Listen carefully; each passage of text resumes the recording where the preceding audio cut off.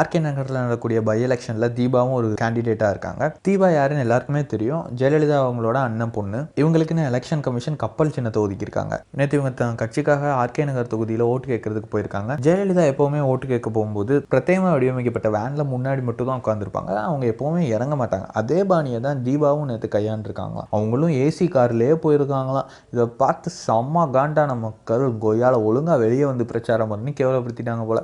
உடனே சரி கேவலப்பட்டமேனு வெளியே வந்து ஒரு வேனில் ஏறி அதில் பிரச்சாரம் பண்ணியிருக்காங்க. அதுவும் சரிப்பட்டு வரல. கடைசியில் நடந்தே பிரச்சாரம் பண்ண விட்டாங்களாம். பாருங்களேன் இந்த அம்மா குந்த கொடுமையை. பிரச்சாரம் பண்ணும்போது அவங்க சொன்ன வாசகங்கள்லாம் என்னன்னா, நான் அரசியலுக்கு வந்த காரணம் மக்களுக்கு சேவை செய்யவே, வெற்றி தோல்வி என்னை எந்த விதத்திலும் பாதிக்காது, இந்த மாதிரி அவங்க சொல்லியிருக்காங்களாம். பார்க்கலாம் எலெக்ஷன் முடிஞ்சப்பறம் எல்லாத்தையும் பார்க்கலாம்.